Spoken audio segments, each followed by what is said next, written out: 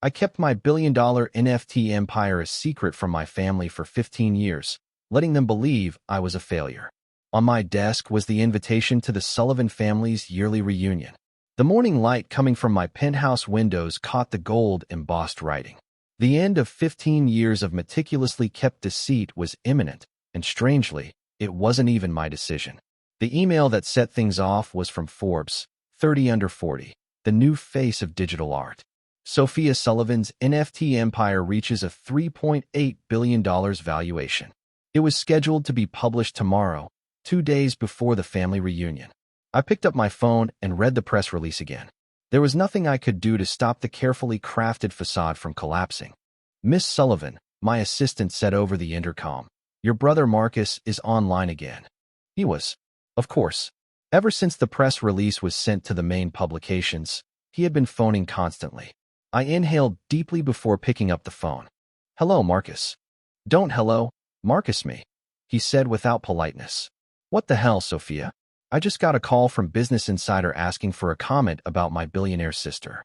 Want to explain that?" I reclined in my chair and gazed at the skyline of Manhattan. "I guess you'll have to wait for the article like everyone else." "Cut the crap," he yelled. "All these years, you've been letting us think you were barely getting by. Mom and Dad have been worried sick about you." I couldn't contain my laughter. "Worried? Is that what you call it? The constant lectures about getting a real job? The snide comments about how I'm wasting my potential? They were trying to help. No, they were trying to control me, just like they tried to control you. And you let them." There was silence on the other end of the telephone. Marcus, the golden son who never deviated from the plan, had always been the good kid, going to business school, earning an MBA, and working for our father's investment company. That was who he would always be. "Just tell me one thing," he finally responded. How long? How long have you been hiding this?" I got up and went to the window to watch a private helicopter touch down on the helipad of a nearby building. Actually, it was one of my 3 helicopters. Remember when I moved to that tiny studio apartment in Brooklyn? When you all thought I first started with my digital art nonsense? That was, he thought, 15 years ago. That's right, I continued. Everyone thought I was crazy, throwing away my finance degree to doodle on computers, as Dad called it. But what none of you knew was that I'd already sold my first NFT collection for $50,000. $50,000 back then. And 6 months later, I sold another for $200,000.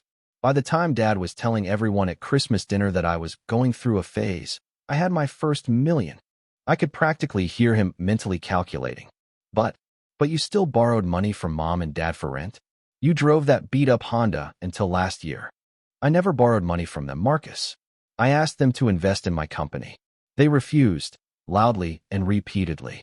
The Honda was a choice, not a necessity, just like this penthouse was a choice, and the private jet, and everything else I kept hidden from all of you. His voice broke as he said, "Private jet? Jesus, Sophia. How rich are you exactly?" Memories of family dinners where I was treated like a poor relative flooded back, particularly the way our younger sister Olivia would ostentatiously pick up the check, making sure everyone knew she was supporting her struggling artist sister. This made me grin. The Forbes article will say $3.8 billion, but that's a conservative estimate. The real number is closer to 5. Marcus produced a sound that was somewhere between a choke and a gasp. "Now, if you'll excuse me," I said, "I have a board meeting to attend. Oh, and Marcus, I'll see you at the family reunion. I'm thinking of making an entrance." Before he could answer, I hung up and hit the intercom. "Sarah, is everything set for the reunion?" "Yes, Miss Sullivan. The jet is fueled and ready. The car service is arranged for all family members to be picked up in Rolls-Royces. The venue has been updated to the private island as requested, and the NDAs have been prepared for all staff." Perfect. I picked up the invitation to the reunion once more. For 15 years, I had been playing the part they wanted me to play. The sister who was pitted and patronized at every family get-together, the artsy black sheep who couldn't handle the real world, and the daughter who required continual reminders about financial responsibility. Not this time, though. My phone buzzed. It was a text message from my younger sister Olivia. "OMG, please tell me this Forbes thing is a joke. What's going on?" I didn't respond.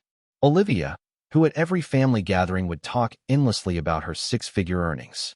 Olivia, who enjoyed reflecting on how she had made it while her older sister was still finding herself. Once more, the intercom buzzed. "Miss Sullivan, your parents are both on the line." I looked at my watch and said, "Tell them I'm in a meeting. And Sarah, call the helipad. I think I'll take the chopper to the board meeting today." My thoughts turned to the day that it all began. The day I made the decision to keep my achievement a secret from my family 15 years prior. My father's voice roared across the dinner table as I gathered my belongings. "Digital art isn't real art, Sophia. And this NFT nonsense? It's a fad, a scam. No one's going to pay real money for pictures on a computer." Having just graduated from college at the age of 22, I sat there attempting to convey my vision to my family, the same family that had funded my Ivy League finance degree and anticipated that I would apply it at my father's company. "Actually, Dad, I just sold my first collection for enough." He interrupted me. "I don't want to hear about your little hobby. Either you come work for the firm like we planned, or you're on your own. No more support, no more safety net." My mother reached across the table, patting my hand patronizingly. "Sweetie, we just want what's best for you. You need stability, a real career." I glanced at their expressions around the table. Marcus's arrogant smirk, Olivia's hardly disguised contempt, my mother's worried frown, and my father's disappointment. That's when I decided what to do. I would keep the $50,000 sale, the 3 galleries interested in representing me, and the tech companies contacting me about joint ventures a secret. "You're right," I murmured as I got to my feet. "I need to figure this out on my own." 2 weeks later, I moved into the tiniest and least expensive studio apartment I could locate in Brooklyn.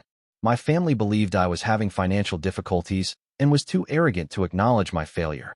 I was actually creating an empire. It was a demanding first year. During my 18-hour workdays, I honed my artistic abilities, gained knowledge of blockchain technology, and made contacts in the crypto art community. Digital Dreams and Binary, my first significant collection, raised $1.2 million after selling out in a matter of hours. I used that money to reinvest in the company, recruiting developers, building new artist platforms, and inventing in ways that the conventional art world could not have predicted. However, whenever I went home, I dressed simply, drove my old Honda, and played the role of the struggling artist. "At least let me help with your rent," my mother would say. My father would just shake his head in dismay. "No thanks, Mom. I'm doing fine." And everything was okay with me. My net worth reached $10 million by the conclusion of the first year. In the third year, it reached $100 million. My family, however, still saw me as Sophia, the idealist who was unable to deal with reality. As I got into my own helicopter 15 years later, I reflected on how everything had turned out to be more complicated than I had anticipated. The small lie had grown into a huge secret, and everything would alter in 2 days. My phone buzzed once more. It was my father's message. "We need to talk now." Grinning, I hung up the phone. Waiting for the reunion would be their only option. They had been listening to my failures for 15 years. Now, they were going to hear about my accomplishment. I wanted to make sure that they would never forget my discovery. At precisely 6 a.m. Eastern Time, the Forbes piece was published. As I watched the mayhem play out on my numerous screens, I was already awake and enjoying a cup of coffee in my home office. The headline read, "Digital Art Revolutionary: How Sophia Sullivan Built a Multi-Billion-Dollar Empire in Secret," and included a picture I had picked out especially for the occasion. Me standing in front of my most successful NFT collection, dressed in clothing that exceeded my sister Olivia's monthly salary. In addition to disclosing my fortune, the piece listed all of my accomplishments that I had kept secret for 15 years. There were so many notifications on my phone. The family group chat started first. "Olivia, is this for real? $3.8 billion? Marcus, I tried to warn you all yesterday. Mother, Sophia, please answer your phone. Father, this must be some kind of mistake. Aunt Patricia, just saw the article. Is our Sophia the Sophia Sullivan?" I turned off the conversation and opened my emails, which included hundreds of requests for interviews from well-known news organizations, investment opportunities, and speaking engagements. An email that attracted my attention was from Albert Shun, my father's business partner. "Sophia, I think we need to discuss potential synergies between Sullivan Investments and your digital art platforms. Your father may have mentioned some concerns, but I assure you we can be quite flexible. I couldn't contain my laughter. I had inquired about a partnership with their firm 3 years prior. I was shown the door by Albert himself, who informed me that they did not deal in internet pictures. It buzzed on my intercom. "Miss Sullivan, your mother is in the lobby.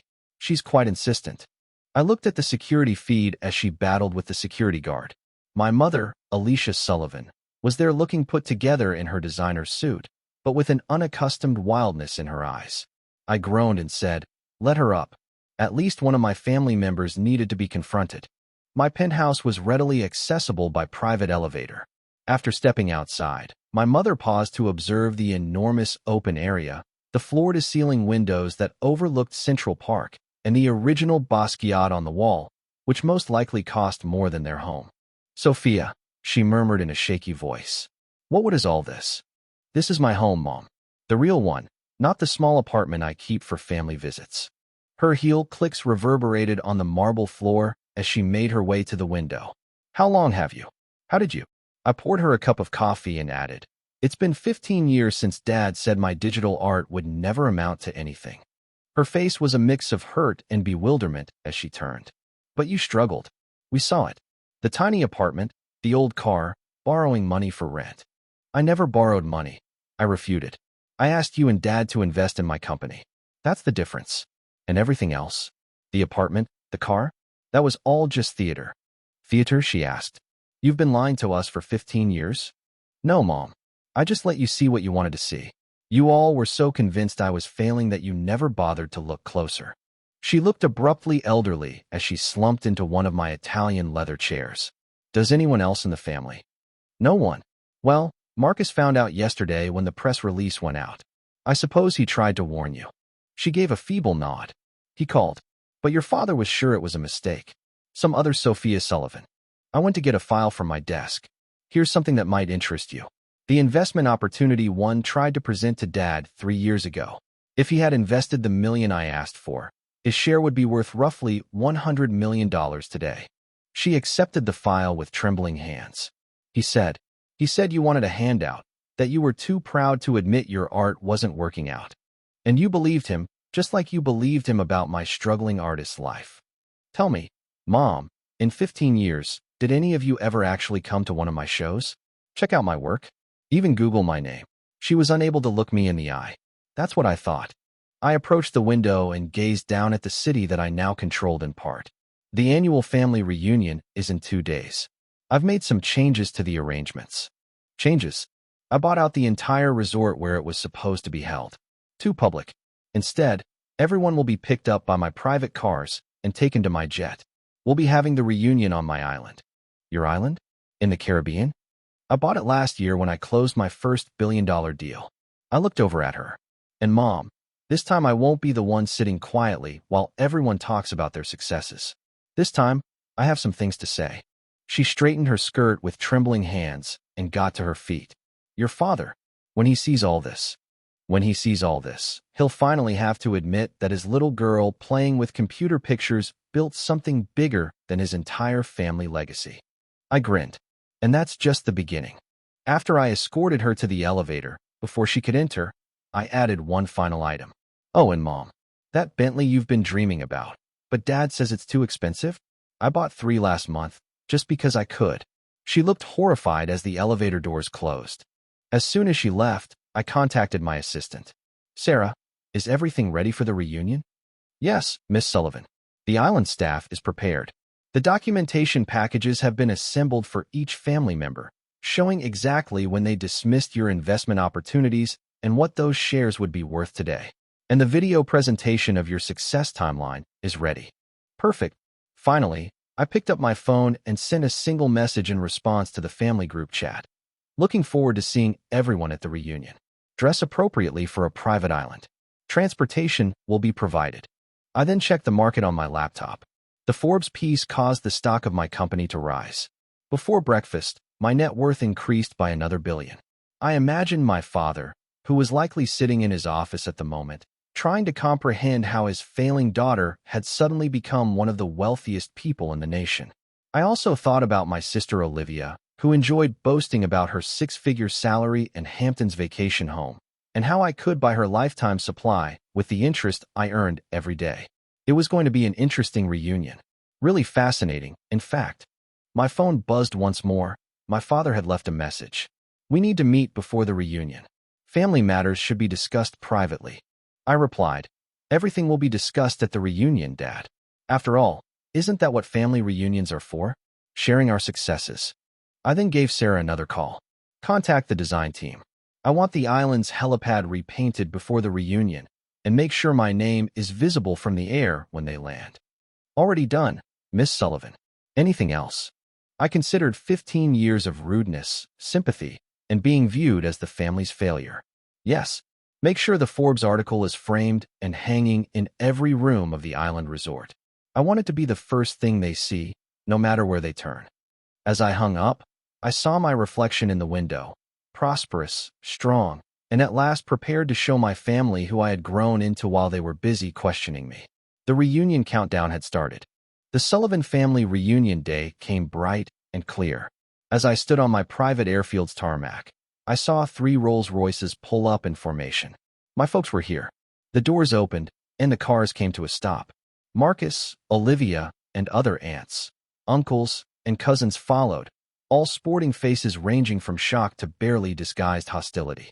My mother, still appearing unsettled from our meeting 2 days ago, and my father, his normally imposing presence seemingly weakened, stood before my shining private airplane. Sullivan Digital Empire was inscribed in magnificent letters on its side. Welcome, everyone, I said, my voice sounding clear over the tarmac. I trust the ride was comfortable. Sophia, my dad said, attempting to sound more authoritative, this is unnecessary. We could have had a perfectly good reunion at the resort. I grinned. The resort was too public, Dad. Besides, I think it's time for some real family bonding. On my island. Your island? Olivia whispered, holding her high-end purse tightly. Of course, you have an island. To put it mildly, the flight was fascinating.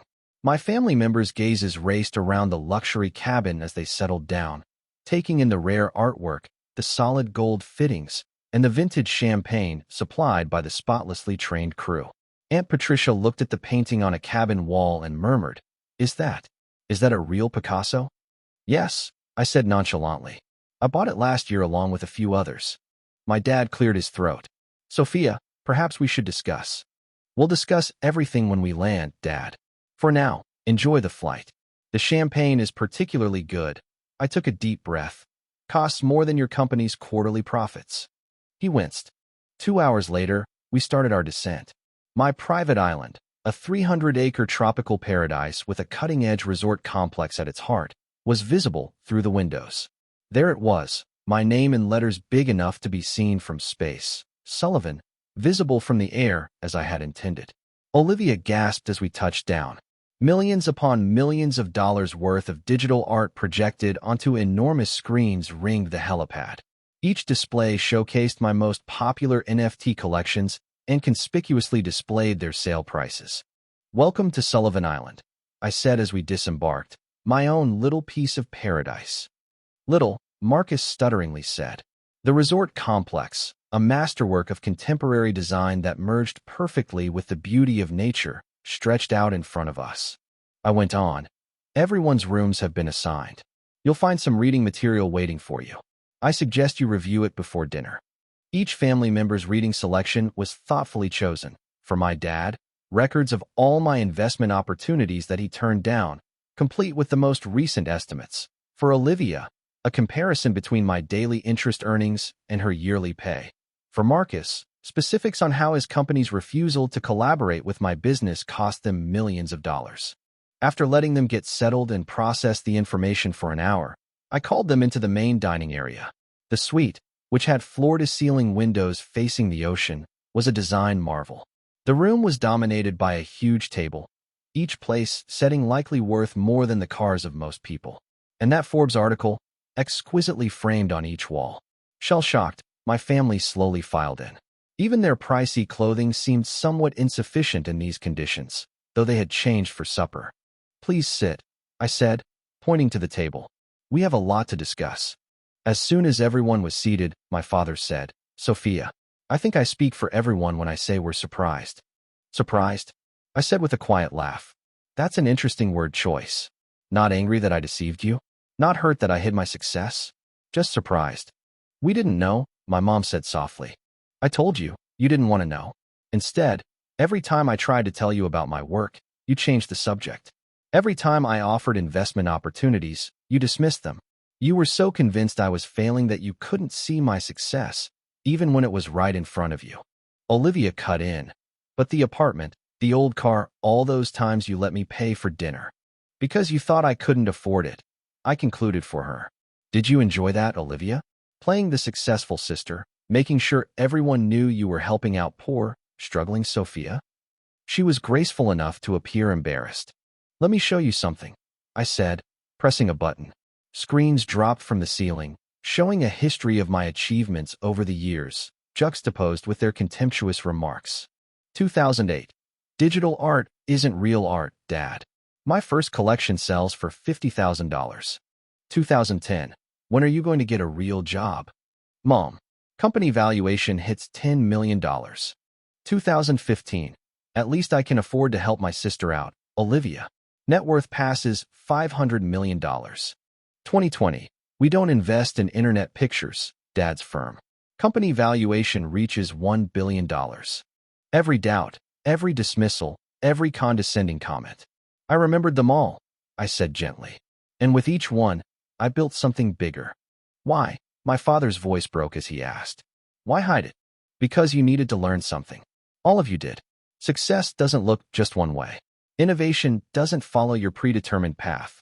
And sometimes, the child you wrote off as a failure might just be the one who succeeds beyond your wildest dreams. I got up and moved toward the window. Do you know what the hardest part was? Not the secrecy, not pretending to struggle. It was watching you all celebrate mediocrity while dismissing true innovation. Mediocrity, snarled Marcus. Yes, mediocrity.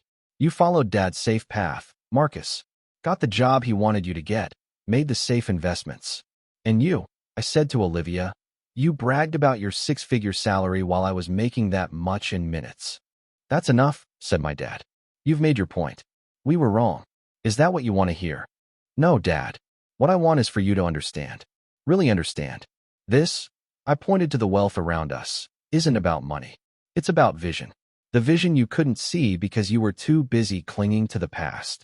I hit another button, and fresh visuals popped up on the screens. My most recent endeavor, a groundbreaking platform that would revolutionize the production, purchase, and sale of digital art.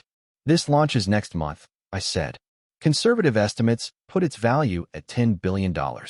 I'm showing you this because, for once, I want you to see what I'm building before it happens. No more dismissing it. No more doubting. As they processed the ramifications, the room became quiet. My mother finally said something. We're proud of you, Sophia. We should have been proud all along. Thank you, Mom. But I didn't do this for your pride. I did it because it was my dream, my vision. And now, I grinned. It's my empire. Marcus said, so what happens now? Now? Now we have dinner as a family. But this time, we'll do it my way. No more pretending. No more hiding. And tomorrow, we'll tour the island, and I'll show you exactly what your daughter, sister, and nieces built while you weren't paying attention. I held up my glass. To the truth, finally. They lifted their glasses, looking rather dizzy. Fine wine, delicious cuisine, and slowly thawing chats filled the remainder of the evening. For the first time in 15 years, my family was starting to see me, truly see me. That evening, I remained in the dining room and gazed out at the moonlit ocean as others went to their apartments. Sarah, my assistant, showed up beside me. Was it worth it? She questioned with a whisper. The big reveal? I considered the expressions on their faces, the astonishment, the insight, the slow comprehension. Yes, I said, but not for the reason I had anticipated. It wasn't about proving them wrong. It was about being able to be wholly myself at last. And tomorrow? I laughed. Tomorrow we show them the future. Their safe, predictable world of traditional investments and conventional success is over. It's time for them to understand that the daughter they wrote off as a dreamer wasn't just dreaming. She was building a new world while they weren't looking. Later that evening, I discovered a note written by my father that had been hidden behind my door. I was wrong. Not just about the business, but about everything. You didn't just succeed. You revolutionized an entire industry. I'm sorry I couldn't see it sooner. Dad, as a reminder of my beginnings and progress, I framed the note and placed it next to my first NFT sale receipt for $50,000. The following morning, as I observed them getting together for breakfast, my family's attitudes abruptly shifted. I came to a significant realization. Sometimes, proving yourself correct is just as important to success as proving others incorrect. The quiet awareness that you created something remarkable while everyone else was busy doubting you can often be the sweetest victory, rather than the revelation of accomplishment. A news alert buzzed on my phone. Sullivan Digital Empire announces revolutionary new platform. The time had come for my family to witness the unfolding of the future in real time. No more pretending or concealing.